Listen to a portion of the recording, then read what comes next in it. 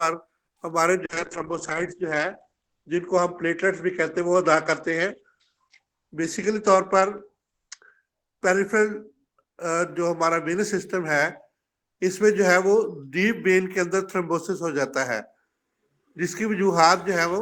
Surgery के बाद ज्यादा आराम करना, दिल का फेल होना, और इसके बाद जो है दिल का फेल होना, और हमारे जो है वो मुख्तलिफ किस्म की कंट्रासेप्टिक जो है वो पिल्स का इस्तेमाल करना, और ज्यादा हवाई सफर करना, ये इसकी वजूहात जो है वो हो सकती है। जब मरीज आता है हमारे पास, तो उसकी टांगों के ऊपर जो है वो सोजिश हुई होती है, और जिल्द गर्म होती है, और वो ज्यादातर जो है वो अपने आप को ओडीमा फील करता है, यानी कि पाँव के अंदर ओडीमा फील होता है।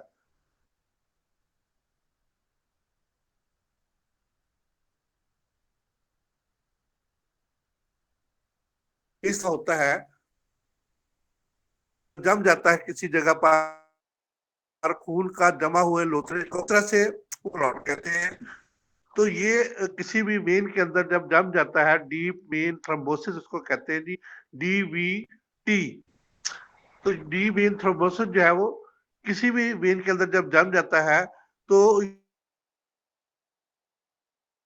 वैसे और क्लॉटिंग टाइम जो है वो बढ़ जाने की वजह से, ये जो है वो, और या के जो भी 12 फैक्टर जो है वो क्लॉटिंग फैक्टर होते हैं, उनमें जो है वो ज्यादती हो जाए, तो ये प्रॉब्लम जो है वो हो जाता है। जो लोग आराम करते हैं, और दिल का फेल हो जाना, और इसी तरीके से जो है वो कंट्रासेप्टिक का इस्तेमाल, और ज्यादा हवाई सफर, और खून का गाढ़ा हो जाना, किसी भी वजह से खून गाढ़ा हो सकता है। ऐसी चीजें लोग खाते हैं जिसकी वजह से जो है खून गाढ़ा हो जाता है, जिसकी वजह से ये प्रॉब्लम जो है वो कीड़ी होना पैदा होना शुरू हो जाता है, जिसकी वजह से वेन के अंदर जो है वो एक क्लॉट, जिसको क्लॉट जो है जमा हुआ खून का लोथड़ा बन जाता है।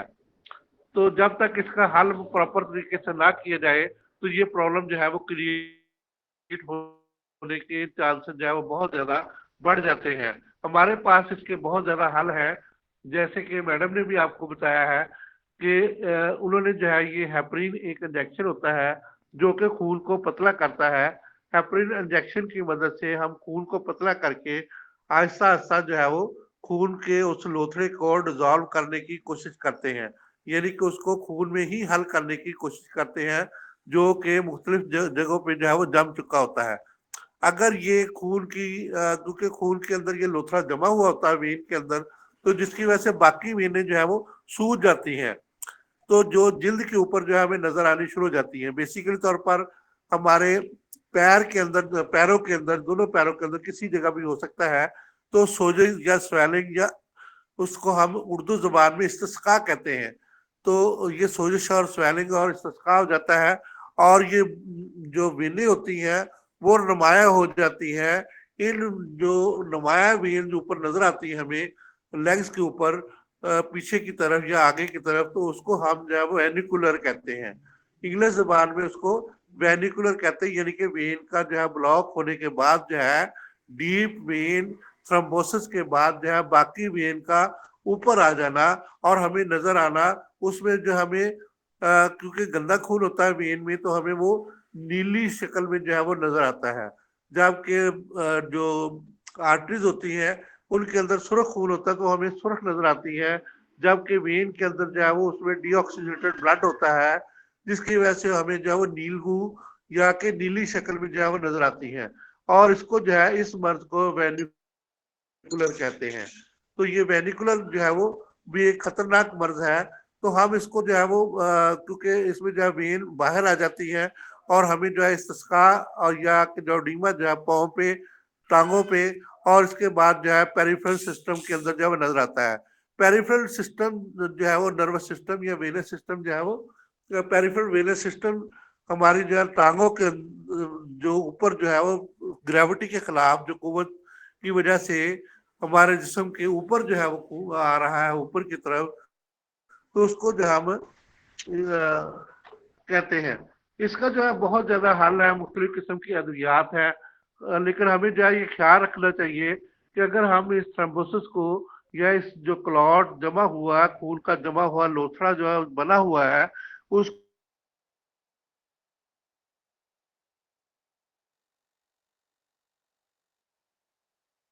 करते हैं, तो ये जो है सीधा फेफड़ों के अंदर जा सकता है, या कि दिल रोज पढ़ रहे हैं, चेस्ट के अंदर जो है दिल को ब्लॉक कर सकता है। ये लोथड़ा जो है ये इंतहाई नुकसानदेह होता है, इसलिए इसके लिए बहुत ही एहतियात के साथ जो है इसको डिजॉल्व या हल करना चाहिए। तो इसको डिजॉल्व करने के लिए जो है मैंने अभी आपको बताया कि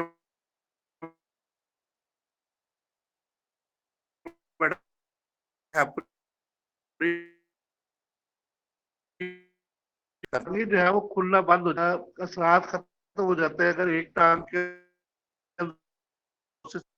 कोशिश जमा होता है, तो उस वो जो है हो जाएगा। हमारे लिए हमारे पास जो है एक आर्निका दवाई होती है जो भी खून को पतला करती है। इसी तरह से जितनी भी गर्म अद्वियात होती है हम उसको इस्तेमाल करते हैं ताकि खून पतला हो जाए और खून की रवानी जो है वेनों से आसानी से होना शुरू हो जाए। खून को पतला करने के लिए हमारे पास, जैसे कि सर ने अभी बताया, कि जैतून का तेल है, शहद है, लहसुन है। लहसुन जो है वो खून को पतला करता है और बहुत ही हमारे लिए जो है वो खून को पतला करने के लिए बहुत ही मुफीद है। और इसी तरीका से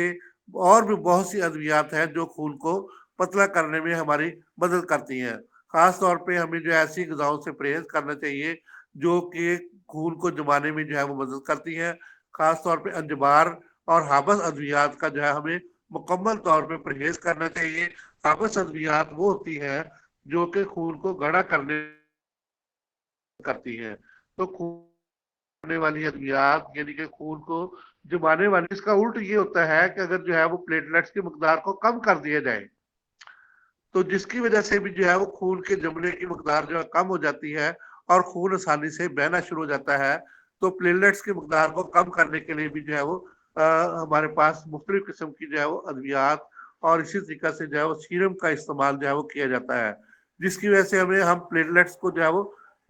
खून से अलग भी कर सकते हैं और प्लेटलेट जो है वो खून के अंदर शामिल भी कर सकते हैं, जिसकी वजह से क्लॉटिंग टाइम जो है वो हमारा कम हो जाता है। क्लॉटिंग टाइम अगर ज्यादा मतलब हो तो उसकी वजह से ब्लड जो है मुख्तलिफ जगह पे क्लॉट हो जाता है। पर थर्मल टाइम जो है पीटी जिसको कहते हैं, सीटी पीटी जो है वो हमें कराना चाहिए। इसी तरह से ब्लीडिंग